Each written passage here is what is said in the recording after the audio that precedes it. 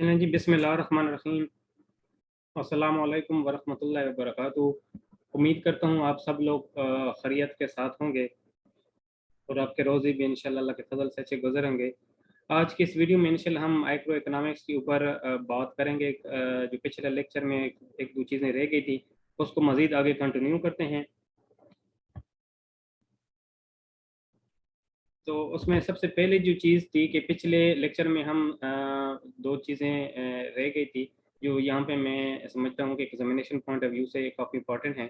उसमें सबसे पहले जो चीज़ है कि इकोनॉमिक्स के जो मेन स्कूल ऑफ थॉट्स हैं वो दो हैं। एक है क्लासिकल व्यू और दूसरा है न्यू क्लासिकल व्यू। तो ये एग्जामिनेशन पॉइंट ऑफ व्यू से काफ़ी इंपॉर्टेंट है कि वो आ जाते हैं कि कौन से इकोनॉमिस्ट जो हैं वो क्लासिकल व्यू को स्कूल ऑफ थॉट से ताल्लुक़ रखते हैं और कौन से इकोनॉमिस्ट हैं जो new classical school of thought से ताल्लुक़ रखते हैं। इसके अलावा एक और स्कूल ऑफ थॉट्स है जिसको केनेजियन स्कूल ऑफ थॉट्स भी कहा जाता है, लेकिन वो इंशाल्लाह नेक्स्ट जो हमारी क्लास होगी उसके ऊपर डिस्कस करेंगे। तो यहाँ तक इस तक ही महदूद रहते हैं। तो सबसे पहले जो क्लासिकल व्यू है उनका पॉइंट ऑफ व्यू क्या है, वो कब डेवलप हुआ है। तो सबसे पहले जो क्लासिकल इकोनॉमिक्स व्यू है वो 18 और अर्ली ऑफ 19th सेंचुरीज में ये डेवलप हुए हैं और स्पेशली इन ब्रिटेन। और ये कहते हैं कि जो फोकस इनका है, it focus on economic growth and economic freedom. ये कहते हैं कि ये जितनी भी चीज़ें इकोनॉमिक्स में अप्स एंड डाउन हो रही हैं, ये इकोनॉमिक फ्रीडम है, कोई इसको रेगुलेट नहीं कर होता है। और advocating less fair ideas and belief in free competition. वो कहता है फ्री कंपटीशन है जब मार्केट में डिमांड और सप्लाई और इनकी चीज़ों की वजह से सारी चीज़ें वो चेंज हो रहे हैं। तो इसके जो फॉलोवर्स हैं, वो सबसे बड़ा इसका जो फॉलोवर्स है या स्कूल ऑफ थॉट जिसने इसको प्रमोट किया हुआ है, इसका जो मानने वाला है वो एडम स्मिथ है जिसने इसको किया है। उसके बाद जो है ना, इसकी जो मेच्योरिटी हुई है वो बाद में डेविड ने की है, रिकार्डो ने किया और जॉन, ये जो मेन इकोनॉमिस्ट हैं ये इसके फॉलोवर हैं। अब अगर हम चाहते हैं न्यू क्लासिकल व्यू क्या कहती है, ये it emerge in around 19 to complete with the earlier theories of classical economics. और new classical economics is a broad theory that focuses on supply and demand. वो फ्री इकोनॉमी की बात कर रहे थे क्लासिकल व्यू वाले जो स्कूल ऑफ थॉट्स थे, और न्यू क्लासिकल व्यू कह रहे थे कि सप्लाई एंड डिमांड जो ऐसी चीज़ें हैं, ड्राइविंग फोर्सेस हैं कि जो कि आपकी प्रोडक्शन, आपकी प्राइसिंग, आपकी कंजम्पशन और गुड्स की जो सर्विसेज होती है, ये सारी की सारी इनको रेगुलेट कर रहे थे। तो मैं दोबारा बताता चलूँ कि एग्जामिनेशन पॉइंट ऑफ व्यू से ये काफ़ी ज़्यादा इंपॉर्टेंट है कि क्लासिकल व्यू के कौन से फॉलोवर हैं और नॉन क्लासिकल व्यू के कौन से फॉलोवर हैं, और क्लासिकल व्यू के जो फॉलोवर हैं वो किस चीज़ को, ये कब आया है। ये 80s और 90s के अर्ली के जो दिहाई में ये चीज़ आई है। और इसके जो फॉलोवर्स थे क्लासिकल स्कूल ऑफ थॉट्स के, वो फ्रीडम की बात करें, फ्री इकोनॉमी की बात करते हैं। जबकि न्यू क्लासिकल जो स्कूल ऑफ थॉट्स हैं वो कहते हैं कि सप्लाई और डिमांड ऐसे फोर्सेस हैं जिसकी वजह से गुड्स की प्रोडक्शन, उसकी प्राइसिंग, उनकी कंजम्पशन, ये सारी चीज़ें वो उसको रेगुलेट कर रहते हैं। तो John Maynard Keynes is a British economist, he is a not classical economist. लेकिन ये जो इसकी मैं बात कर रहा हूँ ये क्लासिकल इकोनॉमिस्ट नहीं थे। ठीक है, अभी हम जाते हैं कि आपको बताता चलूँ, क्योंकि नॉर्मली ये बुक्स में या स्टूडेंट इसके बारे में नहीं जानते हैं, लेकिन आपको पता होना चाहिए इकोनॉमी एक्चुअली है कि सब लोग पूछ रहे हैं पाकिस्तान की इकोनॉमी इस तरह है, कौन कंट्री की इकोनॉमी इस तरह है। तो सबसे पहले तो ये आपको पता होना चाहिए कि इकोनॉमी क्या चीज़ है। An economy is an area of the production, distribution and trade as well as consumption of goods and services by different agents. कि किसी भी कंट्री की जो इकोनॉमी होती है वो क्या होती है कि उसमें प्रोडक्शन क्या चीज़ हो रही है, फिर उसमें डिस्ट्रीब्यूशन क्या हो रही है, फिर उसके अंदर उसका ट्रेड क्या है जिसमें बाइंग और सेलिंग होती है, बिजनेस की बात कर रहा है, as well as the consumption of goods and services. के मतलब मेन चीज़ें दो आ जाती हैं कि गुड्स को और सर्विस को उसको प्रोड्यूस किस तरह किया जाए, और फिर दूसरी चीज़ है कि उसको यूज़ करने वाले या उसके सर्विसेज को बेनिफिशरीज जो हैं वो कौन होते हैं। इस चीज़ का नाम क्या है, इकोनॉमी है।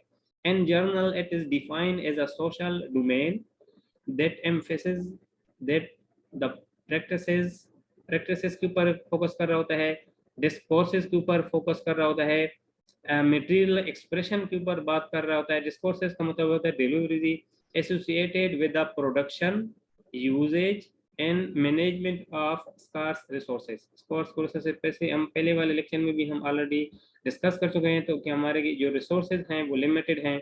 तो इकोनॉमी क्या कर रही होती है कि हमने क्या चीज़ प्रोड्यूस करनी है, उसको डिस्ट्रीब्यूट किस तरह करना है, ट्रेडिंग किस तरह करनी है, और उसकी कंजम्पशन चाहे वो गुड्स हैं या सर्विसेज हैं, मेन दो कैटेगरीज होती हैं इकोनॉमी की, तो उसको किस तरह डिफरेंट एजेंट्स उसको यूज़ कर रहे होते हैं। ठीक है, नीचे में उसने ये चीज़ दोबारा उसके थोड़ा सा इलिबरेट कर दिया है कि social domain that emphasis the practices, वो तमाम practices, deliveries, discourses and material expression associated with the production, use and management of scarce resources। यहाँ साथ में तफसील भी गिवन है जो आपको थोड़ा सा आइडिया दे रहती है कि गुड्स को किस तरह प्रोड्यूस किया जाता है और इसके कंजम्पशन किस तरह हो रही होती है। उसके बाद आपको बताता चलूँ कि ये काफ़ी इंपॉर्टेंट है, काफ़ी इंपॉर्टेंट है। वैसे भी जब आप इंशाल्लाह किसी भी अल्लाह करे आप इंटरव्यू में अपेयर होंगे, तो इकोनॉमिक सेक्टर मेन जो हैं वो कैटेगराइज हैं, वो आपको पता होना चाहिए कि सबसे बड़ा जो आपका सेक्टर है वो एग्रीकल्चर है। 60 तो पहले 70% था, लेकिन with the passage of time उसमें डिप्लीशन आ रही है। हमारी जो ज़मीन है, लोग गांव से शहरों की तरफ आ रहे हैं, जिसकी वजह से जो हम एग्रीकल्चर प्रोडक्शन है वो हमारी रिड्यूस होती जा रही है। लेकिन फिर भी 60 to 70% हमारा एरिया जो है या प्रोडक्शन वो एग्रीकल्चर से आती है। फिर हमारी शॉर्ट सी इंडस्ट्री है, जिसमें मजीद जो अगले हमारी क्लासेस होगी उसमें तफसील से बात करेंगे, यहाँ को मेन बताता चलूँ। फिर उसके बाद मैन्युफैक्चरिंग है, जिसमें हमारी जो ना हमारी बेवरेज होता है या बाकी जो छोटी मोटी मैन्युफैक्चरिंग की प्लांट लगे हुए हैं। इंडस्ट्री में हमारी आपकी टेक्सटाइल सबसे बड़ा इंडस्ट्री सेक्टर है। इसके अलावा जो हमारे स्पोर्ट्स के गुड्स हैं वो आगे इंशाल्लाह आ रहे होंगे, उसके बाद में बात करेंगे। फिर मैन्युफैक्चरिंग आ जाती है और लास्ट में सर्विसेज में आ जाते हैं। सर्विसेज में सबसे बड़ा जो सेक्टर है पाकिस्तान में वो बैंकिंग सेक्टर है। फिर प्लस इसके अलावा आपके हॉस्पिटल वगैरह हो गए हैं, आपका एजुकेशन का सेक्टर है। फिर उसके बाद आपके जो टूरिस्ट और टूरिज्म है ये बड़ा आपका सर्विसेज में है। फिर इसके अलावा ट्रांसपोर्टेशन सर्विसेज जो आप प्रोवाइड कर रहे होते हैं वो है। फिर इसके अलावा एंटरप्रेन्योर और जॉब रिलेटेड और एडमिन रिलेटेड सर्विसेज जो है ना, ये पाकिस्तान की इकानमी है। अब हम नेक्स्ट स्लाइड में इंशाल्लाह जाते हैं और इसमें मैं आपको बताता हूँ कि what is economy of Pakistan. वो सब लोग कह रहे होते हैं इकोनॉमी, इकोनॉमी का लफ्ज लगाया हुआ, तो एक्चुअली इकोनॉमी है क्या चीज़। तो सबसे पहले आपको ये पता होना चाहिए अगर एग्जामिनेशन पॉइंट ऑफ व्यू से कि पाकिस्तान की इकोनॉमी किस नेचर की है। तो पाकिस्तान की इकोनॉमी जो है वो मिक्स्ड इकोनॉमी कहलाई जाती है, और पाकिस्तान की जो फाइनेंशियल मलकियत है वो वोलाटाइल है। वोलाटाइल किस तरह की है कि किसी वक्त भी कोई इंटरनेशनली या नेशनली कोई शॉक या कोई इवेंट होता है, तो स्टॉक मार्केट आपने देखा होगा कि जैसे मुल्की हालात या इंटरनेशनल तौर पर कोई चेंजिंग आती है, तो उसकी वजह से मार्केट बहुत ज़्यादा या तो बूस्ट कर जाती है या मार्केट आपकी डेटोरेट हो जाती है, बिल्कुल फ्लोरिश हो जाती है। तो ये वोलेटाइल नेचर है पाकिस्तान की स्टॉक मार्केट की। फिर पाकिस्तान क्या है कि डेवलपिंग कंट्रीज की डिफिनेशन में आता है। पाकिस्तान है is a developing country with a semi industrial economy. हमारे पास कंप्लीट इंडस्ट्रियल तो नहीं है, लेकिन सेमी इंडस्ट्री आप इसको कह सकते हैं। उसके बाद आपकी आ जाती है प्राइमरी एक्सपोर्ट सेक्टर जो हमारे हैं वो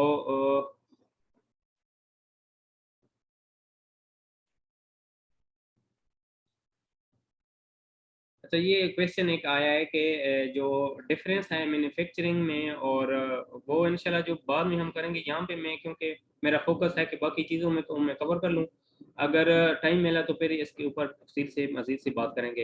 लेकिन शॉर्ट से आपको बताता चलूँ कि इंडस्ट्री ये होती है कि कम्प्लीटली उसके लिए आपकी फैक्ट्री लगा हो, उसका रेगुलेट करने के लिए पूरा आपके पास स्ट्रक्चर हो।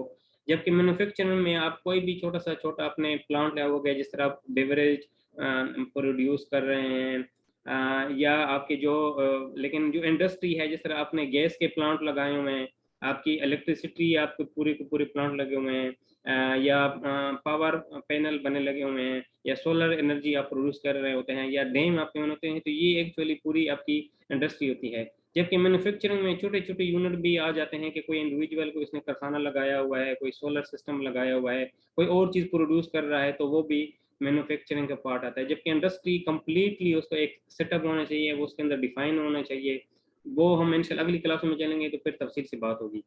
अभी हम बात कर रहे हैं कि पाकिस्तान की जो प्राइमरी एक्सपोर्ट हैं वो हमारी टेक्सटाइल सेक्टर से हैं, फिर लेदर और गुड्स हैं, लेदर गुड्स हैं। इसके अलावा स्पोर्ट्स इक्विपमेंट हैं, जो उसमें हमारे ज़्यादा मैन्युफैक्चरिंग के यूनिट लगे हुए हैं, वो स्पोर्ट्स इक्विपमेंट जो सेलकोट में हैं।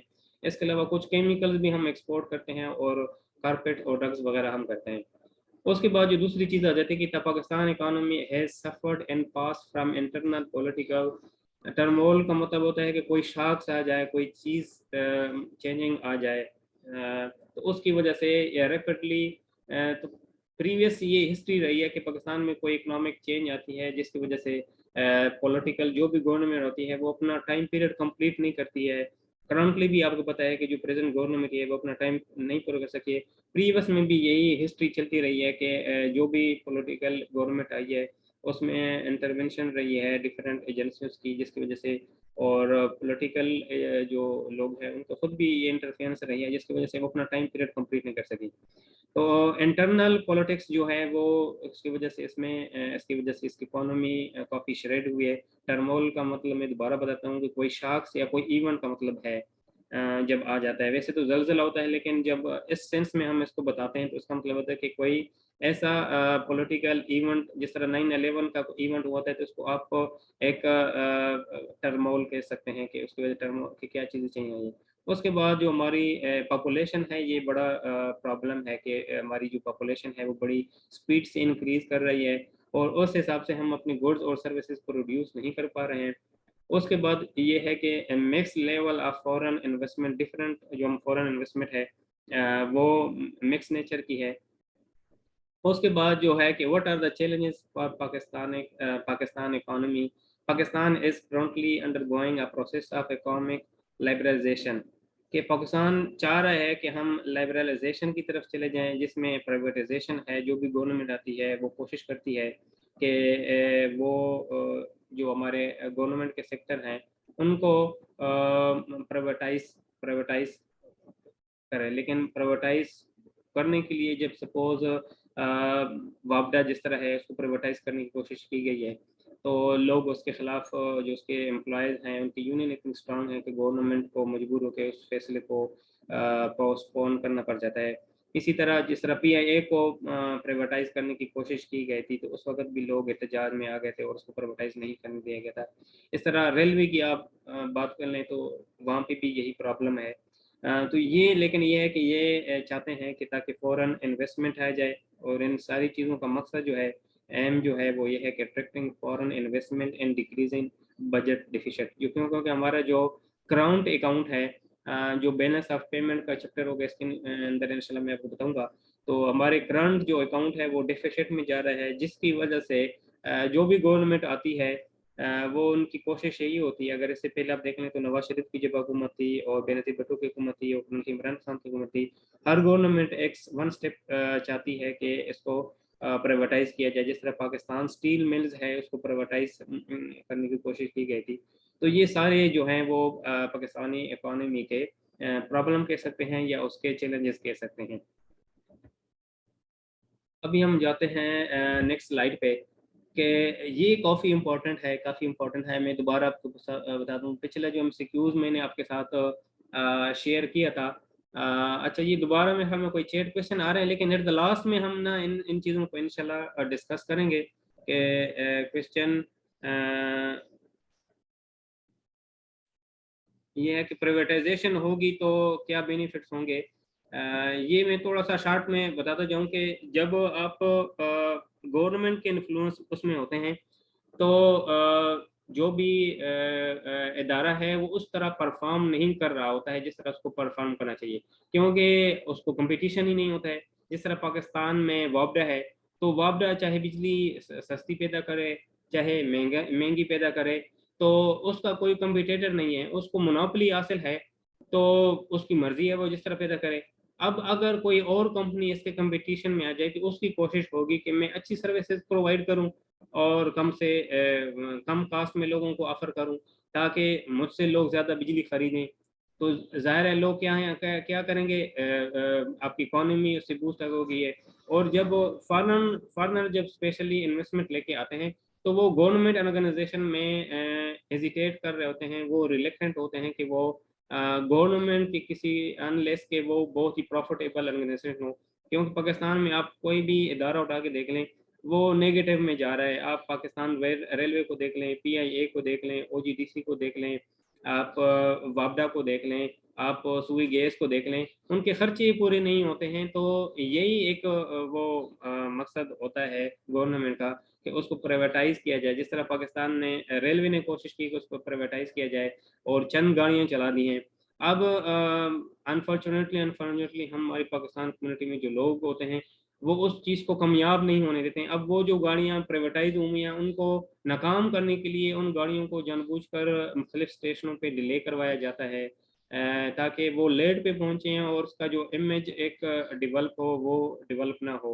जिस तरह हज़ार एक्सप्रेस चली थी, वो शुरू में उसके बड़े अच्छे टाइमिंग थे, वो बड़े टाइम पे पहुंची थी, लेकिन with the passage of time उसको कामयाब नहीं होने दे गया। इसी तरह अगर आप पीआईए की बात कर लें तो उसका कंपैरिजन तुर्की के साथ किया जाए, तो हमने इतनी फ्लीट रखी हुई है, जितने जहाज तुर्की के पास हैं उतने जहाज हमारे पास भी हैं, लेकिन हमने उससे डबल फ्लीट रखी हुई है। अगर सपोज तुर्की ने 500 पीपल रखे हुए हैं तो हमने 1000 पीपल रखे हुए हैं।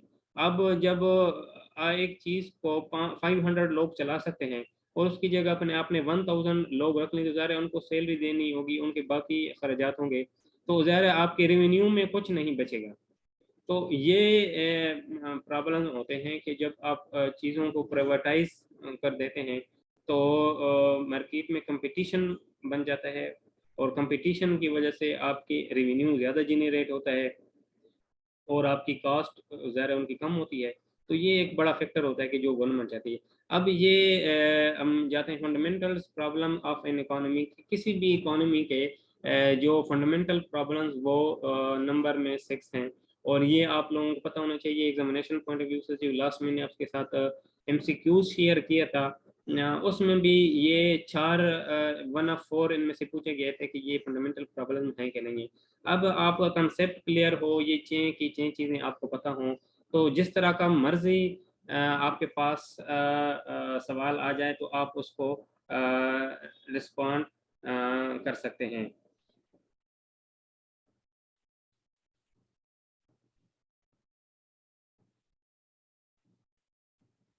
तो जिस तरह मैंने पहले बात की थी, ये इंशाल्लाह लास्ट में हम ये क्वेश्चन के ऊपर जो आपके आ रहे हैं वो सबको टाइम देंगे, फिर डिस्कस करेंगे, क्योंकि हमारा जो मेन ऑब्जेक्टिव है हमारे जो आज की कोर्स की मैंने आज आपको लेक्चर कवर करवाना है वो फिर कवर नहीं होगा। तो ये 6 चीज़ें हैं कि जिसमें के सारे क्वेश्चन हैं कि what goods and services are to be produce. ये सबसे फंडामेंटल प्रॉब्लम है किसी इकोनॉमी के।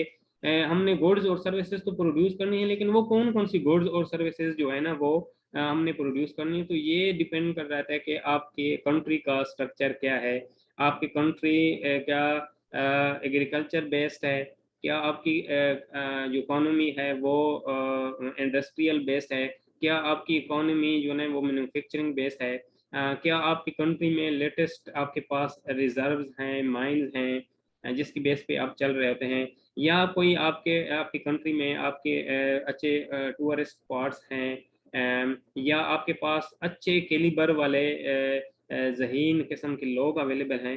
तो ये सारी चीज़ें डिपेंड कर रहे होते हैं। ग्रेजुअली इंशाल्लाह हम आगे चलते जाएंगे तो आपको ये चीज़ें क्लियर होती होंगी। फिर उसके बाद how to produce these goods and services.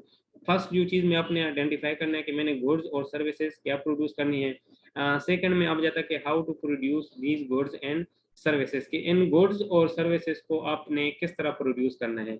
मिसाल के तौर पर बिजली आपने पैदा करनी है, तो बिजली के लिए आप सोलर प्लांट भी लगा सकते हैं, आप उसके लिए डैम भी बना सकते हैं। इसके अलावा और भी आप जिस तरह मैन्युफैक्चरिंग जो सॉरी पहले प्लांट हमने फॉरन से मंगवाए थे, उसके जरिए भी आप प्रोड्यूस कर सकते हैं। फिर for whom these goods and services are to produce, अब ये गुड्स और सर्विसेज जो आप प्रोड्यूस कर रहे हैं वो किन लोगों के लिए प्रोड्यूस कर रहे हैं? क्या आप उसको एक्सपोर्ट करेंगे, क्या मुल्क के अंदर उनको प्रोड्यूस कर रहे हैं? और आपके पास जो मुल्क में लोग हैं वो जो आपकी पॉपुलेशन है वो किस लेवल की है? उसमें जो यंग यंग लोग हैं उनकी तादाद कितनी है? जो मिडल से एज से ताल्लुक़ रखते हैं उनकी तादाद कितनी है? और जो मोर देन 50 या 60 ईयर्स के लोग हैं उनकी तादाद कैसी है? तो ये बेस कर रही होती है आपकी PBS, Pakistan bureau of statistics, वो जो सर्वे कर रहा होता है, और आपके जो सेंसस होते हैं कि आप जो उसमें सॉरी आप मरदमशुमारी जो करते हैं, कि वो बेसिकली उसका जो मेन ऑब्जेक्टिव है वो ये होता है कि आप अपनी पॉपुलेशन के बारे में आपको क्लासिफिकेशन मिल जाए कि आपकी पॉपुलेशन एक्चुअली हर लिहाज से उसकी क्लासिफिकेशन हो जाए कि उसमें बच्चे कितने हैं, उसमें औरतें कितनी हैं, उसमें उम्र जो जो उन लोगों की उम्र 50 या 60 साल से ज़्यादा है उनकी एज कितनी है, उनमें यंगस्टर कितने हैं, अनएम्प्लॉयमेंट कितनी है, एजुकेटेड लोग कितने हैं, अनएजुकेटेड कितने हैं, स्किल लोग कितने हैं। तो ये सारी चीज़ें होती हैं कि आप सेंसस जब कर रहे होते हैं तो उसका मकसद यही होता है कि आपके पास ये सारी इंफॉर्मेशन लेटेस्ट आ जाए, और उसी की बेस पे गवर्नमेंट क्या होती है अपनी पॉलिसी, इकोनॉमिक पॉलिसी जो है ना वो डिवाइस कर रही होती हैं। उसके बाद are the resources efficiently use. फिर ये नहीं है कि आपने गुड्स और सर्विसेज को यूज कर लिए, तो क्या आपके पास जो रिसोर्सेज हैं क्या उसको अच्छी तरीके से एफिशिएंटली तरीके से इस्तेमाल किया जा रहा है? जिस तरह पाकिस्तान में अगर एग्रीकल्चर के रिसोर्सेज हैं वो ऑब्सोलीट हो रहे हैं, पाकिस्तान में माइंस हैं, कोयला है, गैस है, बाकी मदनी ज़खायर हैं, तो क्या उनको इस्तेमाल किया जा रहा है या ये नहीं है, या ये तो नहीं कर रहे हैं हम कि हमने सपोज किसी फॉरेन कंट्री को अपने अपने रिसोर्सेज दे दिए हैं कि ठीक है आप हमारे रिसोर्सेज इस्तेमाल करें, और वो 100 रुपए में से 1 रुपया आपको दे रहे हैं और 99 रुपीज़ अपने कंट्री की तरफ लेके जा रहे हैं। तो ये चीज़ें आ जाती हैं कि आपने चाहे रिसोर्सेज चाहे आपने खुद यूज़ करनी है या आपने आउटसोर्स करनी है, तो उन रिसोर्सेज को अपने अच्छे तरीके से किस तरह इस्तेमाल करना है। उसके बाद ये कि all the resources fully employed, ये काफ़ी ज़्यादा इम्पोर्टेंट होता है कि आप जो रिसोर्सेज इस्तेमाल कर रहे हैं, क्या आपने मेन पावर जो उसके ऊपर वो एम्प्लॉयड की हुई है, या ऐसे ही फारिग पड़े हुए हैं? मिसाल के तौर पर एक अगर एक चीज़ है, एक आपके पास कुदरती कोई ज़खायर है, जिस तरह सपोज मैं कहता हूँ कि आपके पास कुदरती ज़खायर में आपके पास ऑयल है जो ज़मीन से निकलता है। अब वो इतनी आपके पास लोग या मेन पावर इस कैलिबर के हैं, क्या उनका स्किल का लेवल इतना है कि वो वाकई उस जगह पे ये बता सकते हैं कि वाकई इसमें यहाँ पे जो ऑयल है वो किस लेवल का है, उसकी प्यूरिफिकेशन का लेवल क्या है, और इसको कितना वो निकाल सकते हैं, उसके लिए जो कुआं उसने खोदना है ऑयल के लिए, तो उसके अंदर कितनी इसकी डेप्थ होगी, और जो उसके लिए मैन्युफैक्चरिंग के लिए जो अब प्लांट लगेगा, क्या वो सारी टेक्नोलॉजी गवर्नमेंट के पास मौजूद है? क्या स्किल का लेवल, मैं दोबारा बताता हूँ, क्या टेक्निकल लोग इस लेवल के मौजूद हैं कि वो जो रिसोर्सेज हैं वो उसके ऊपर एम्प्लॉयड किया जा सकते हैं? और फिर लास्ट जुबान जो है वो how to attain growth in the economy, और फिर आपने इकोनॉमी की ग्रोथ को भी अटेन करने के हैं कि बेशक आपकी जो ग्रोथ है वो बहुत आहिस्ता से हो रही लेकिन उसकी जो ट्रॉजेक्टरी है या इसका जो इंक्लाइन है वो अपवर्ड होना चाहिए, ना कि डाउनवर्ड होना चाहिए, क्योंकि अगर चीज़ें अपवर्ड जा रही होंगी इस तरह यहाँ पे साइन से भी आपको नज़र आ रहा होगा कि वो आपकी इकोनॉमी जो है ना वो अपवर्ड जानी चाहिए, क्योंकि with the passage of time जो है वो उस चीज़ में इंक्रीज आ जाएगा। तो ये छह चीज़ें हैं, मैंने जो आपके साथ एमसीक्यू शेयर किया था उसमें आई थिंक 3 या 4 इनमें से पूछे गए थे। तो ये 6 actually fundamental problem of economy जो किसी भी इकोनॉमी के बारे में आपको पता होने चाहिए, और ये एग्जामिनेशन पॉइंट ऑफ व्यू से इम्पोर्टेंट है। अब में से वो 3 दे दे, 4 दे दे, ताकि आपको ये जब सारी पता होंगी तो इंशाल्लाह आपको कोई भी एमसीक्यू जिसके रेलिवेंट कोई आएगा तो इंशाल्लाह आप मिस नहीं करेंगे। उसके बाद ये बहुत ज़्यादा इम्पोर्टेंट है कि व्हाट इज़ अपॉर्चुनिटी कॉस्ट, के अपॉर्चुनिटी कॉस्ट क्या होती है? अपॉर्चुनिटी कॉस्ट ये होती है कि जब आप डिसीजन लेने जाते हैं, हमने जब स्टार्ट किया था इकोनॉमिक्स का लेक्चर तो हमने बताया था, मैंने आपको बताया था कि जो हमारे पास रिसोर्सेज हैं वो स्पार्स हैं, लिमिटेड हैं, तो आपने अपनी जो रिसोर्स है या इस्तेमाल करनी है, वो आपने उन रिसोर्सेज को यूज़ करते हुए आपने करनी है जिसकी वजह से मैक्सिमम आउटपुट आप हासिल कर लें। तो अपॉर्चुनिटी कॉस्ट है, as we know that productive resources are scarce, therefore the production of one community means not producing in other community. तो opportunity cost होगी as a term which means the cost of something in terms of an opportunity foregone and the benefits that could be received from that opportunity. कि अगर आपके पास दो चीज़ें हैं, suppose मैं आपको बताता हूँ कि अगर आपके पास लैंड है और आप उसको इस्तेमाल करना चाहते हैं, तो लैंड में या तो आप ये कर सकते हैं कि उस लैंड में आप पार्किंग बना लें, तो वहाँ से आपको रेवेन्यू, लोग डिफरेंट किस्म के लोग आएंगे तो वो उस लैंड में पार्किंग करेंगे, या उस लैंड में आप पार्क बना लो, या उस लैंड के ऊपर आप क्या करना लो, एक शॉपिंग मॉल तैयार कर लो और डिफरेंट लोग आएंगे, वो किराए पे लेंगे और उस शॉप की वजह से आपको किराया मिलेगा। या पे आप लैंड में ये कर सकते हो कि आप उसके ऊपर कोई हाउसिंग सोसाइटी बना लो। तो ये डिफरेंट ऑप्शन हैं जो आप एक रिसोर्स को इस्तेमाल करने के लिए यूटिलाइज कर सकते हो। अब उस यूटिलाइजेशन में सपोज है अगर आप लैंड के ऊपर पार्क बना लेते हो, तो इसका मतलब है कि आप लैंड के ऊपर हाउसिंग सोसाइटी नहीं बना रहे हो। तो जो हाउसिंग सोसाइटी और जो ऑप्शन आपने यूटिलाइज किया और जो ऑप्शन आपने छोड़ दिया है, उसका जो डिफरेंस है, उसका जो डिफरेंस है वो अपॉर्चुनिटी कॉस्ट कहलाता है। मैं आपके साथ अभी आपके साथ शेयर भी करता हूँ। आगे जाते हैं। What is opportunity cost? For example, if a company decide to build hotels on vacant land that it owns, the opportunity cost is one that thing that might have been done with the land and construction fund instead, कि या तो आपने उसके ऊपर अपने land के ऊपर आपने कोई होटल बना लिया या कोई चीज़ है। तो शॉर्टकट में ये है कि अपॉर्चुनिटी कॉस्ट किसके बराबर होती है? एफ ओ का मतलब है कि फॉर गॉन अपॉर्चुनिटी और minus chosen opportunity. Forgone के return on best forgone option के जो ऑप्शन है वो आपने छोड़ दिया है, और जो ऑप्शन आप करंटली यूज कर रहे हैं, तो उनका जो डिफरेंसेस होगा वो आपकी अपॉर्चुनिटी कॉस्ट कहलाएगा। मैं यहाँ पे आपके साथ अभी दोबारा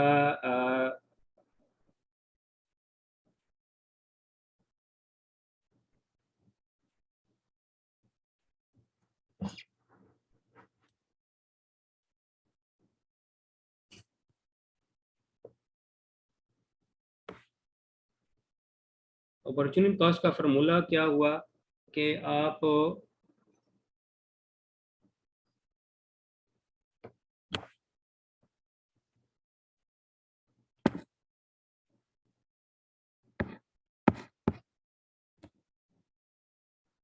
फॉरगॉन ऑप्शन माइनस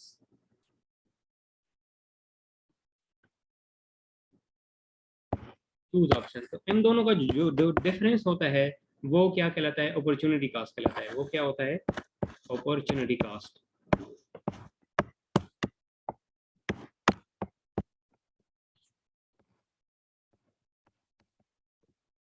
कि जो ऑप्शन आपने छोड़ दिया हो और जो ऑप्शन आपने अडॉप्ट किया है। सपोज आप लैंड के ऊपर क्या करते हैं, आप लैंड के ऊपर क्या करते हैं, आप उसके ऊपर पार्क बना लेते हैं, या आप उसके ऊपर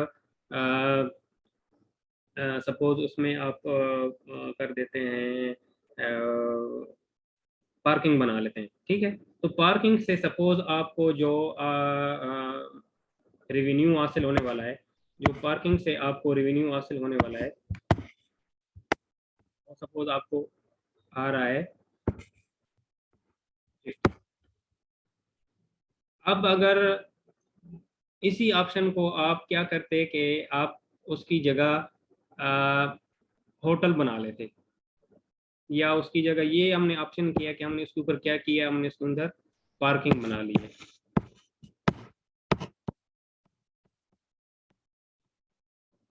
अब अगर उसके ऊपर हम क्या करते हैं, अब उसके ऊपर सपोज हमने क्या किया कि हमने पार्किंग की जगह हमने क्या किया कि वहां पे हमने होटल बना लिया। और होटल से जो आपको रेंट आ रहा है, यहाँ पे मैं आपको समझाने के लिए थोड़ी थोड़ी अमाउंट लिख रहा हूँ, वरना वैसे होटल पे तो ज़्यादा जरूरी आ गया, वो ज़्यादा आएगा। होटल के ऊपर सपोज आपके 40 आ गए। अब जाहिर है आपने पार्किंग के ऊपर आपके ज़्यादा रेवेन्यू आ रहे हैं, तो आपने पार्किंग को अडॉप्ट किया, तो आपकी जो अपॉर्चुनिटी कॉस्ट होगी वो आपके बराबर किसके कहलाएगी कि आपने 40 ऑप्शन को आपने छोड़ दिए और इस ऑप्शन को आपने क्या किया है, सेलेक्ट किया है। तो 40 माइनस 50 माइनस 10 जो है, ये आपका अपॉर्चुनिटी कॉस्ट है। कि अगर आप कोई होटल बनाते, उसको आपने छोड़ दिया और आपने ऑप्शन पार्किंग वाला यूज कर लिया, तो 40 माइनस 50 जो माइनस में आता है, ये अपॉर्चुनिटी कॉस्ट अगर माइनस में आ रही होगी है, दोबारा बताता चलूँ, ये काफ़ी इंपॉर्टेंट है। अगर ये माइनस में आ रही होगी तो इसका मतलब है कि आपने जो ऑप्शन सेलेक्ट किया है वो सही किया है। मैं दोबारा बताता चलूँ कि अगर आपने इनमें से आपने नेगेटिव उसका आंसर आ रहा है, तो इसका मतलब है कि आपने जो ऑप्शन सेलेक्ट किया है वो सही है। लेकिन अगर ये पॉजिटिव में आ रहा हो, अगर ये पॉजिटिव में आ रहा हो, सपोज ये आ रहा हो 50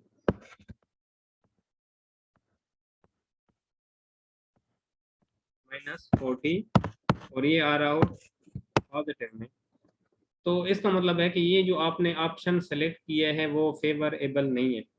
तो it must be in negative. अगर ये नेगेटिव में आ रही है तो आपके एग्जामिनेशन पॉइंट ऑफ व्यू से आपका क्वेश्चन आ सकता है कि अगर ये नेगेटिव में आ रहा है तो फिर इसका मतलब यह है कि आपने जो ऑप्शन सेलेक्ट किया है वो सही किया है। क्योंकि आप जो ऑप्शन छोड़ देते हैं उसको सबसे पहले रखते हैं, और जो ऑप्शन आप अडॉप्ट कर रहे होते हैं या चूज कर रहे होते हैं, जिस तरह यहाँ पे 50 है, जिस तरह यहाँ पे 50 है, तो इसकी वजह से जो आपका डिफरेंस आ रहा होता है वो नेगेटिव में आ रहा होता है, जिस तरह यहाँ पे है। तो ये ऑप्शन नेगेटिव में जब आ रहा होगा तो इसका मतलब है कि आपने सही ऑप्शन किया हुआ है। अगर ऐसा नहीं है तो आपने फिर क्या किया हुआ है, आपने फिर गलत उसको सेलेक्ट किया हुआ है।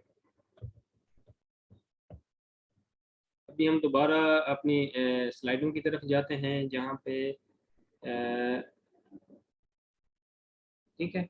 अब लास्ट में हम जाते हैं, अगर इसमें आपने कोई समझने में प्रॉब्लम हो तो फिर हम उसको दोबारा डिस्कस कर लेते हैं। अब अगली चीज आ जाती है कि ये भी बहुत ज़्यादा इम्पोर्टेंट है, बहुत ज़्यादा इम्पोर्टेंट है कि what is explicit cost and implicit cost. तो एक्सप्लिसिट कास्ट वो कास्ट होती है कि जो आप आइडेंटिफाई कर सकते हैं ईयरली और मॉनेटरी टर्म्स में आप उसको डिफाइन कर सकते हैं। जिस कास्ट को आप वैल्यू में या मॉनेटरी टर्म में डिफाइन कर सकते हैं वो आपकी कास्ट एक्सप्लिसिट कास्ट होती है। अब implicit cost, by contrast, implicit cost are those costs which occur but are not seen। लेकिन ये वो कॉस्ट होती है कि जो आप इनकर तो कर रहे होते हैं लेकिन उसकी आपको नज़र नहीं आ रहा होता है। अब मैं आपके साथ दोबारा स्क्रीन शेयर करता हूँ उसी तरह ही।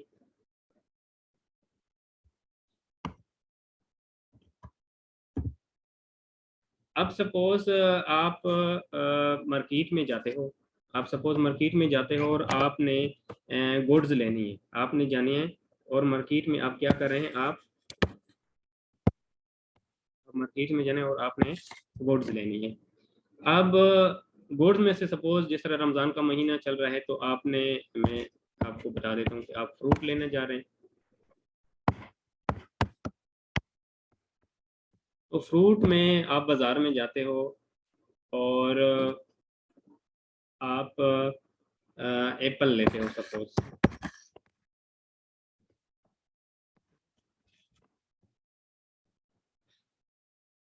अब इसके साथ दूसरी जो चीज़ है वो मटर, तरबूज हो गया, या कोई भी इसके साथ दूसरा आप कह लें कि वो आप लेने के लिए जाते हो।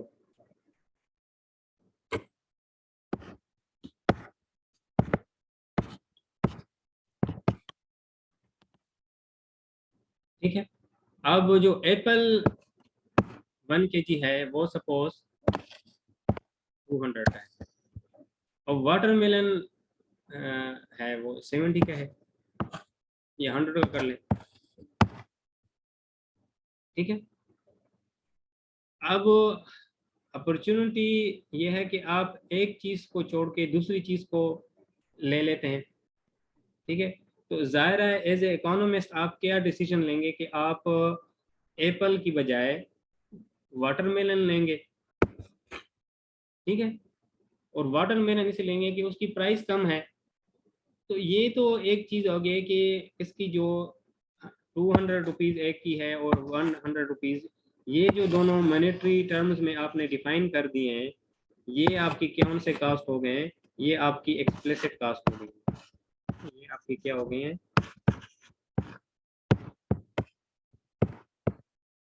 ये आपकी एक्सप्लिसिट कास्ट हो गई।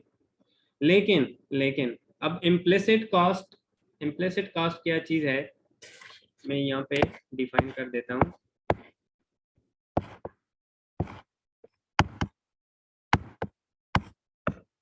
इम्प्लिसिट कॉस्ट क्या चीज़ है कि सपोज आपको वाटरमेलन पसंद ही नहीं है, ठीक है।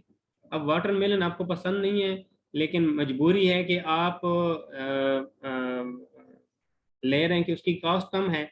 अब जो आप डिसीजन कर रहे हो कि आप एप्पल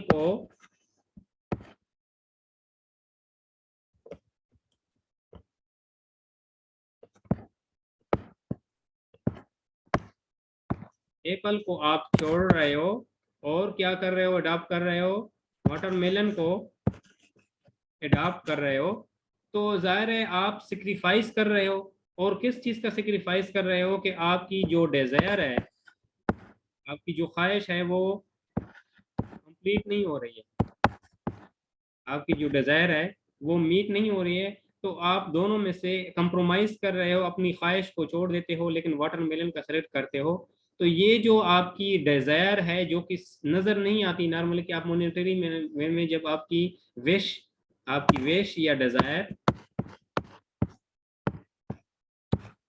आपकी विश या आपकी डिज़ायर जो है वो मीट नहीं हुई है, तो ज़ाहिर है आपको नुकसान तो हुआ है, लेकिन अब उस नुकसान को आप डिफाइन नहीं कर सकते हो।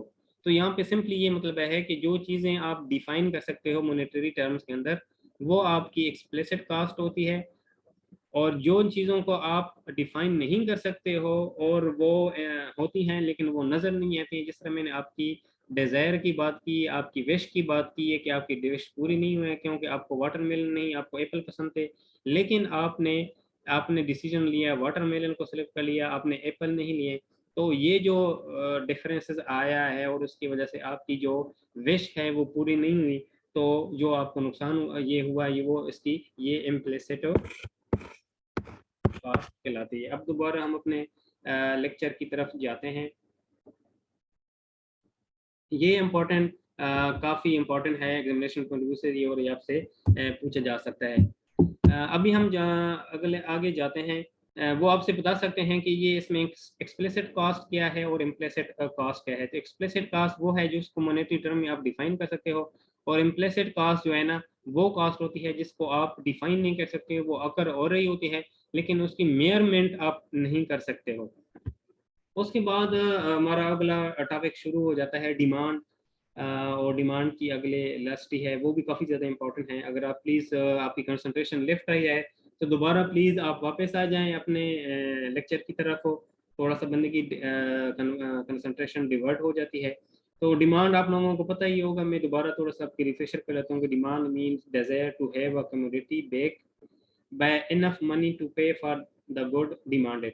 तो डिमांड, सिर्फ डिमांड उस वक्त डिमांड के लिए जाती है कि आपके पास बैक में इतने पैसे भी होने चाहिए। अगर किसी चीज़ की आप डिमांड कर रहे हैं तो उसके बैकअप में अगर आपके पास पैसे हैं तो फिर वो डिमांड वो क्या होगी, इफेक्टिव होगी, अदरवाइज वो डिमांड डिमांड इफेक्टिव नहीं होगी। Thus if a person desire to buy a car, अगर एक बंदा चाहता है कि मैं गाड़ी खरीदना चाहता हूँ, मकान खरीदना चाहते हैं, तो उसके पास उतने पैसे भी होने चाहिए कि वो उसको खरीद ले। तो ये एक डिमांड की प्लेन डिफिनेशन है। उसके बाद मार्केट डिमांड क्या होती है, ये भी एग्जामिनेशन पॉइंट ऑफ व्यू से काफी इंपॉर्टेंट है कि demand mean desire to have a commodity backed by enough money to pay for the good demanded. सारी यहाँ पे मैं डिफिनेशन लिखने में गलती हो गई है। लेकिन मार्केट डिमांड क्या होती है? मार्केट डिमांड होती है कि तमाम जो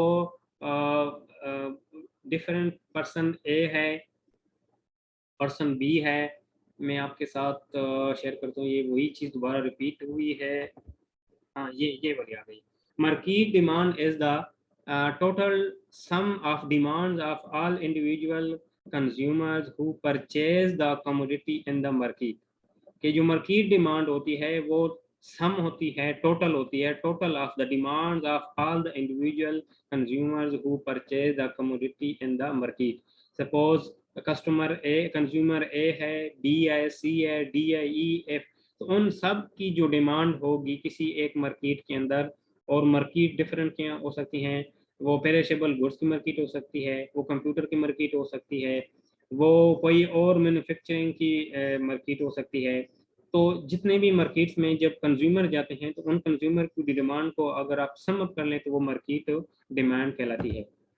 उसके बाद लॉ ऑफ डिमांड थोड़ा सा आपको बता दूं कि the law of demand express the functional relationship between price and quantity demanded of a good.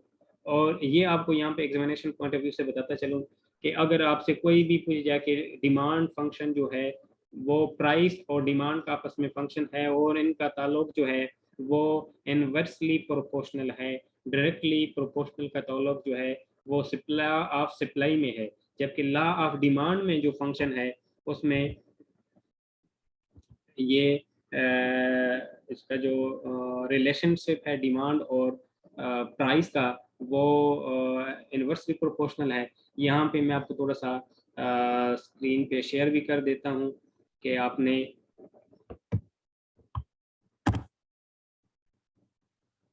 उसमें डिमांड की जो ग्राफ है या डायग्राम है वो किस तरह बनता है वो आपको मैं थोड़ा सा शेयर कर देता हूँ। और ये एग्जामिनेशन पॉइंट ऑफ व्यू से भी काफ़ी इम्पोर्टेंट है।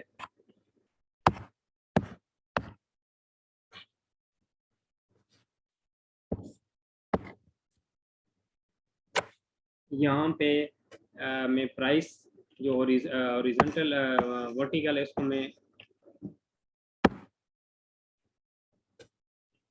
इसमें हम इस साइड पे हम लिख लेते हैं प्राइस, और यहाँ पे क्वांटिटी,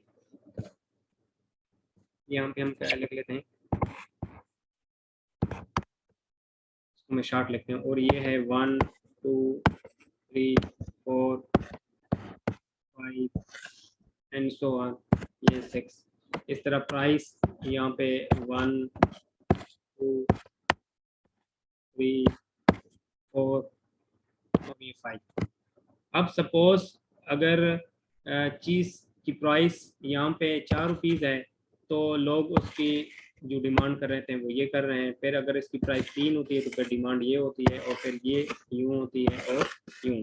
तो इसका ये जो ग्राफ बनता है, अगर इन सारे पॉइंट को ये आपका ए बी सी और इन पॉइंट को मिला लें तो ये आपकी कर्व बन जाती है।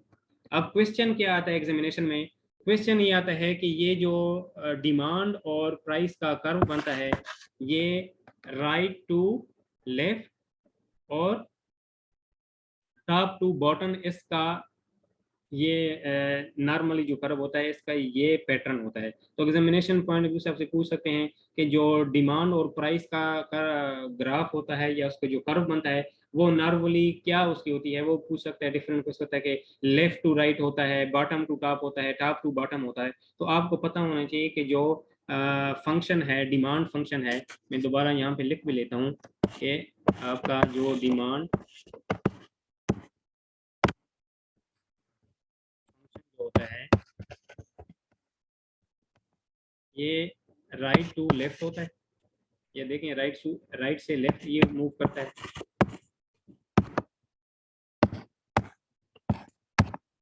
और top to bottom, top to bottom ये मूव कर रहा होता है।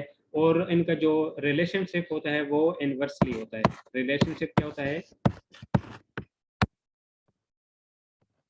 और इनका रिलेशनशिप जो होता है वो इनवर्सली होता है। ये चीज़ें हो गई हैं।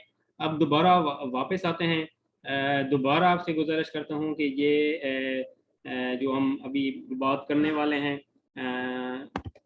प्राइस इलास्टिसिटी ऑफ डिमांड, कि ये काफ़ी ज़्यादा इम्पोर्टेंट है, बहुत ज़्यादा इम्पोर्टेंट है एग्जामिनेशन में।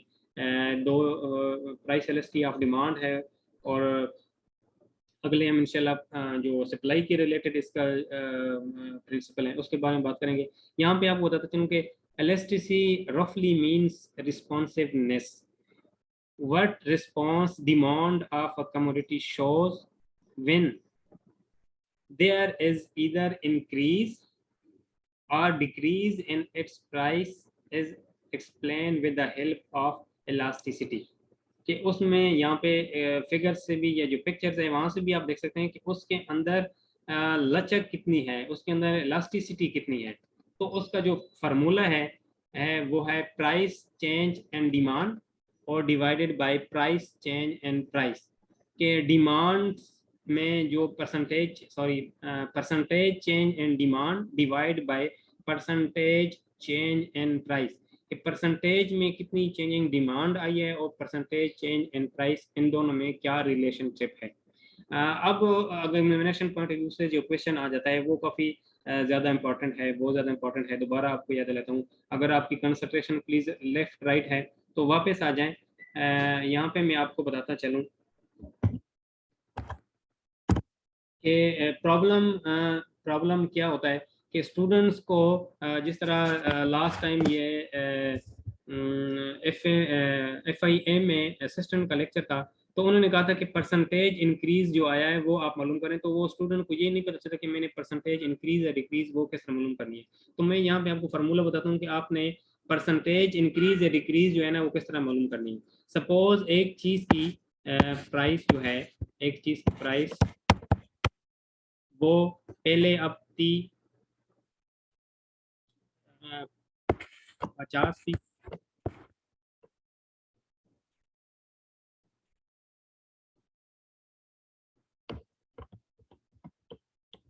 पहले एक चीज़ की प्राइस जो थी वो 50 थी, और अब प्राइस हो गई है, अब ये प्राइस हो गई है, सपोज हो गई है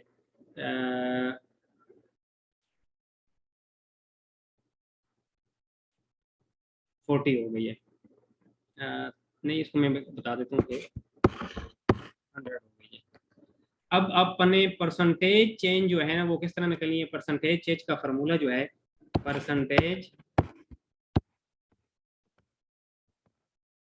चेंज का जो फार्मूला होता है वो आप क्या करते हैं कि new price minus previous price divide by previous price. तो परसेंटेज जो अब आपने चाहे इंक्रीज की मालूम करनी है चाहे डिक्रीज की करनी है, मैं आगे बताता हूँ कि अब न्यू प्राइस क्या हुई है 100, और पहले वाली जो प्राइस थी वो क्या थी 50 थी, डिवाइड बाय क्या पहले वाली प्राइस क्या थी 50, मल्टीप्लाई बाय क्या करेंगे आप, सॉरी यहाँ पे इसके साथ परसेंटेज में अगर आपने मालूम करनी है तो साथ मल्टीप्लाई करेंगे 140, मल्टीप्लाई करें आप 100, तो ये क्या बन जाता है। सर ये स्लाइड्स आप शेयर करेंगे ना बाद में सर, ये सेव कर लें सर। जी जी, मैं सेव रिकॉर्डिंग ऑन है, मैं साथ साथ सेव करता जा रहा हूँ और फिर आपके साथ इंशाल्लाह शेयर करूंगा, डोंट वरी प्लीज। जी सर, आफ्टर क्लास ये प्लीज शेयर कर दें। अब अगर देखा जाए तो ये क्या इसका आंसर आप लोग मैंने बहुत सिंपल लिखा है, तो 100 में से 50 माइनस करें तो ये क्या आता है 50 और डिवाइड बाय 50, तो ये आपस में कट जाएंगे। परसेंटेज में सर मैंने क्लास वो भी ज्वाइन किया है, आपने कितना टाइम हुआ है क्लास को ये चलते हुए? डियर क्लास तो अब तकरीबन खत्म होने वाली है 10 मिनट में। बारह डोंट वरी, मैं आपके साथ लेक्चर ग्रुप में शेयर कर देता हूँ। Hello, thank you sir. हाँ, ये अब देखें कि इसमें इंक्रीज जो आया है वो 100% इंक्रीज आया है। अब नॉर्मल स्टूडेंट कहते हैं कि इसमें इंक्रीज तो यार 50 का सिर्फ आया, 50% इंक्रीज आया, तो इंक्रीज जब आप मालूम करते हैं तो उसका फार्मूला आप ये करते हैं कि 100 जितनी जो न्यू प्राइस है उसमें से प्रीवियस प्राइस माइनस करते हैं, divide by previous price divide करते हैं। अब ये अगर ये पॉजिटिव में भी आ सकता है और नेगेटिव में भी आ सकता है। अगर नेगेटिव में है तो इसका मतलब है कि चीज में डिक्रीज आया है। अगर वो उसकी वैल्यू पॉजिटिव में आ जाती है तो इसका मतलब क्या है, अगर पॉजिटिव में आ जाता है तो इसका मतलब क्या है कि अगर पॉजिटिव में तो इसका मतलब है कि उसके अंदर इंक्रीज आया है। और अगर वो नेगेटिव में आ जाती है, यहाँ पे मैं आपके साथ करता हूँ, सपोज पहले इसकी प्राइस 50 थी और अब हो गई है 40 हो गई है। अब क्या हुई है, 40 हो गया है। तो फिर क्या फार्मूला होगा, 40 माइनस 50 डिवाइड बाय 50, क्योंकि पहले 50 थी उसके बाद 40 हो गई है। तो ये 10 डिवाइड बाय 50 1/5 आ जाता है। और 0.20 या 20%, 20 या 20% दोनों में से, क्योंकि साथ मैंने 100 मल्टीप्लाई नहीं किया था, इसके साथ आप 100 मल्टीप्लाई करें तो 1/5 जो है ना वो 20% बन जाता है। तो ये 20% जो है इसके अंदर है, साथ माइनस आ रहा है क्योंकि ये 10 जो है अगर इसके साथ माइनस निशान आएगा, क्योंकि 40 से 50 माइनस करेंगे तो माइनस आएगा। तो ये जो डिक्रीज आया है, ये नेगेटिव जब साइन का मतलब कर रहा हो कि ये क्या है, ये 20% डिक्रीज आया है। और जब इसका आंसर पॉजिटिव आ रहा होगा तो उस वक्त ये क्या होगा कि ये इंक्रीज आया है। ये आपको परसेंटेज की समझ आ गई है। अब दोबारा हम अपनी स्लाइड की तरफ जाते हैं। तो ये एक्चुअली होती है कि आपको मैंने फार्मूला यहाँ पे लिखवा भी दिया और आपको एग्जांपल के जरिए समझा भी दिया है कि परसेंटेज चेंज से क्या उसमें फ़र्क पड़ता है, वो फार्मूला किस तरह आप उसको मालूम करते हैं।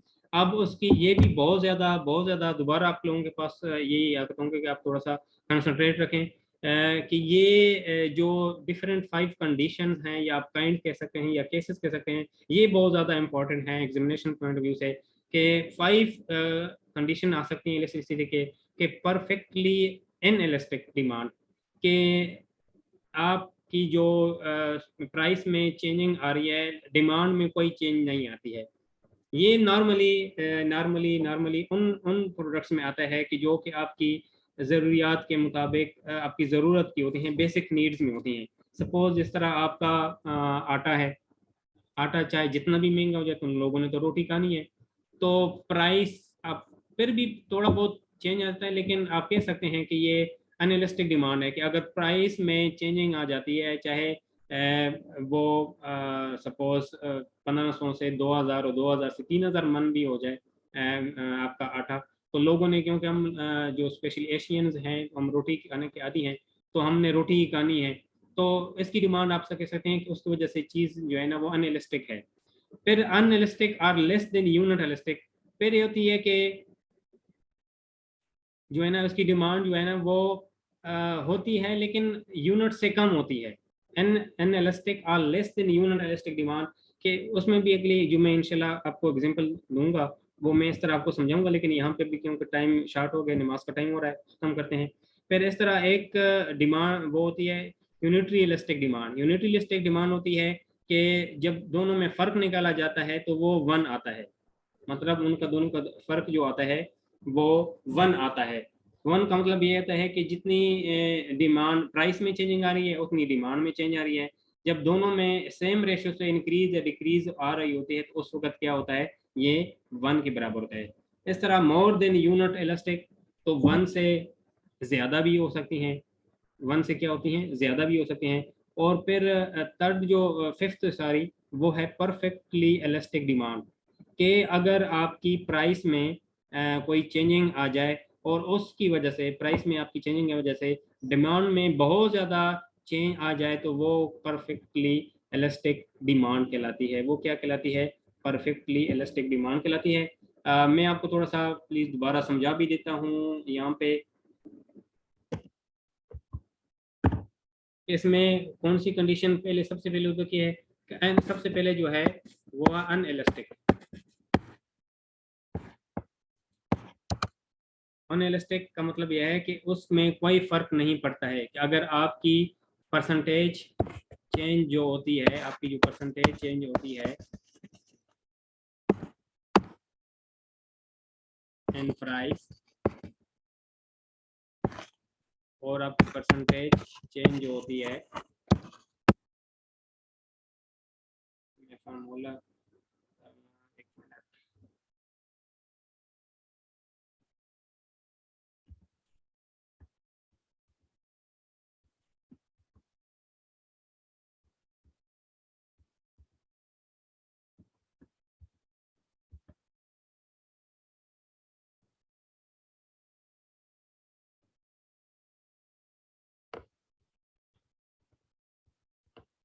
percentage change and demand divide by percentage change and price।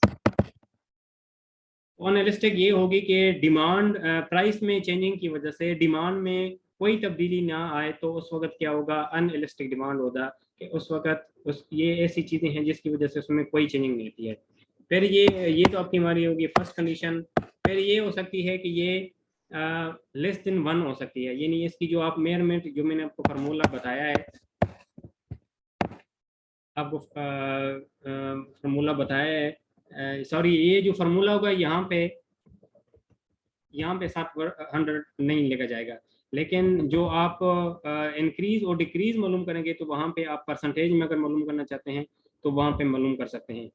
अब दूसरी कंडीशन हो जाती है कि वो क्या हो, लेस देन 1 हो सकती है।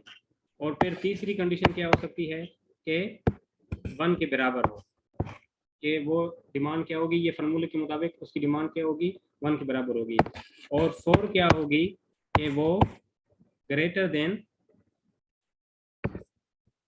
1 होगी। और कंडीशन में क्या होगी कि ग्रेटर देन 1 होगी। और फिफ्थ में क्या होगी कि बहुत ज़्यादा जो है ना वो कंप्लीटली या परफेक्टली इलास्टिक बोल सकते हैं, कि जब प्राइस में जब डिक्रीज आएगा या इंक्रीज जो भी आएगा दोनों सूत्रों में,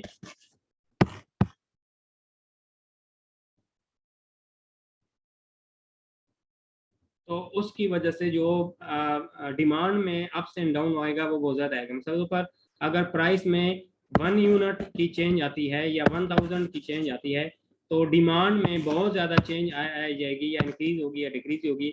ये नॉर्मली होता है आपकी जो लग्जरीज होती हैं, सपोज इस तरह गाड़ी है, अगर मेरान 4 लाख या 5 लाख में मिल रही है, वो अचानक से 6 लाख में हो जाएगी, तो लोग गाड़ियाँ खरीदना छोड़ कर देंगे, कोई दूसरी चीज़ लेना शुरू कर देंगे। तो आज के लिए इतना ही काफ़ी है, अभी नमाज का टाइम हो रहा है। इंशाल्लाह नेक्स्ट क्लास में दोबारा आपके साथ बात होगी। अभी 5 मिनट हैं आपके पास, अगर आप लोगों का कोई क्वेश्चन है तो मैं आपके क्वेश्चन ले लेता हूँ। आप प्लीज़ शेयर कर लें मेरे साथ अगर आप लोगों के। सर ये स्लाइड्स काइंडली अभी शेयर करें। हाँ, स्लाइड में शेयर कर देता हूँ। आप कौन से ग्रुप में हैं?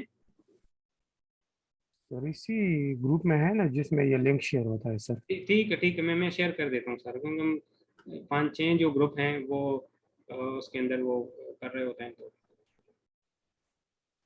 सर ये kinds of price of elasticity of demand जो है, इसके लिए जो है कोई लिमिट्स वगैरह है, ये परसेंटेज है कि कितने परसेंट पे जो है ये परमिट होगा, कितने परसेंट पे जो है ये लेस देन। हुसैन साहब आप प्लीज थोड़ा सा अपना वॉल्यूम बढ़ा लें, आपकी आवाज ऑडिबल नहीं है। जी सर अभी ठीक होगा? जी प्लीज, जी अभी क्लियर है। जी सर ये जो kinds of elasticity of demand है ना सर, इसके लिए कोई ऐसी कंडीशन है कि किस कंडीशन पे जो है ये इनइलास्टिक होगा, किस पे जो है लेस देन 1 होगा, किस पर जो है ग्रेटर देन? हाँ वो बताता हूँ। जिस तरह अनइलास्टिक मैंने आपको बताया वो उस वक्त होती है जिस तरह मैंने आपके बेसिक नीड्स हमारी जो हैं वो ऐसी होती हैं कि चाहे जिस तरह मैंने आटे की मिसाल दी है, तो चाहे जिस तरह भी हो वो लोगों ने उसकी तरफ उसको इस्तेमाल करना ही करना है। फिर कुछ चीज़ें होती हैं तो कि जिसके सब्स्टिट्यूट, ये इंशाल्लाह नेक्स्ट लेक्चर में हम जाएंगे। तो सिर्फ डिमांड जो होता है वो आपकी प्राइस के ऊपर डिपेंड नहीं कर रहा होता है, आपकी जो इनकम होती है उसके ऊपर भी डिपेंड कर रहा होता है, आपकी जो सब्स्टिट्यूट्स होते हैं उसके ऊपर भी कर रहा होता है, और आपकी टेस्ट के ऊपर भी डिपेंड कर रहा होता है।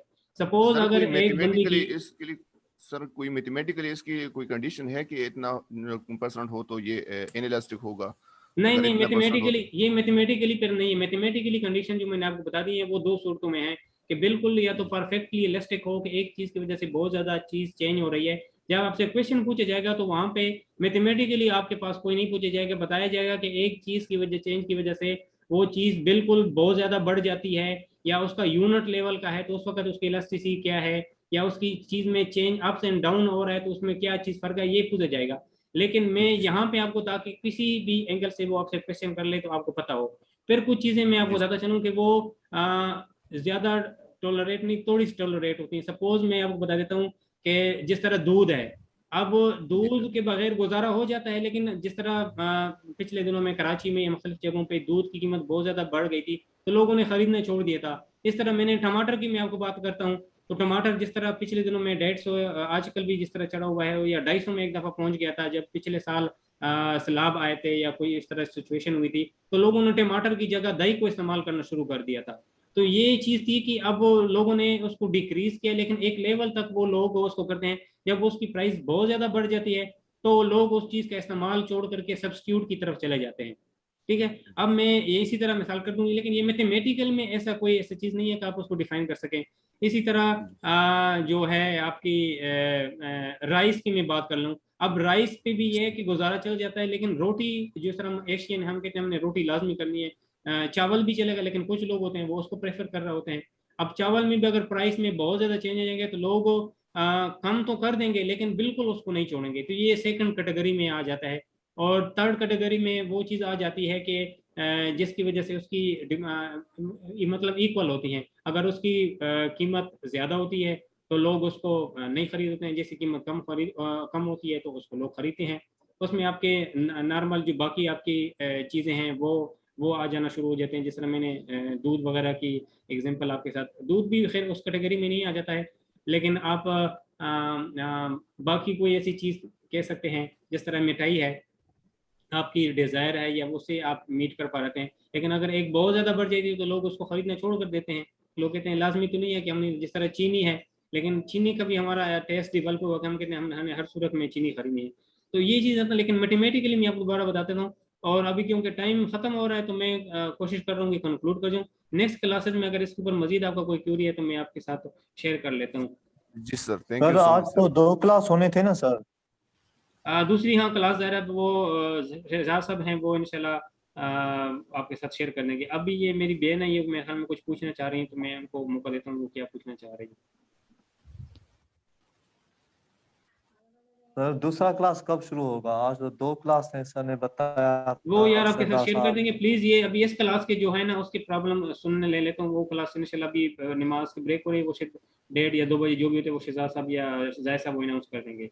जी अभी अभी इन्होंने रेज हैंड किया था, लेकिन आपका 12 बजे हुआ था आपका जी क्लास? जी मेरा 12 बजे क्लास खत्म, अभी टाइम ओवर हो गया, कोई ख़त्म होनी थी क्योंकि क्लास 10 मिनट लेट शुरू हुई सर थी। आपने जो रफ जी जी आप बोलो। ये भी शेयर कर देना जो आपने रफ वर्क में जो लिखे हैं आपने जी जी वो सारे ये रिकॉर्ड हो रहे हैं, वो सारे रिकॉर्ड हो रहे हैं, वो लेक्चर में जो है के साथ ये सारी चीज़ें आपके पास रिकॉर्डेड आएंगी। ठीक है सर, वो काइंडली आप शेयर कर दें। ठीक है मैं कर देता हूँ। और किसी का कोई क्वेश्चन हो आप इवन कि मेरा ईमेल भी है, मैं भी वो के साथ शेयर कर देता हूँ। उसमें भी आप जो स्पेशली लेडी स्टूडेंट हैं वो आप मैसेज में या ईमेल करके मेरे साथ वो आप पूछ सकते हैं। मैं आपके साथ यहाँ पे ईमेल अपना शेयर कर देता हूँ।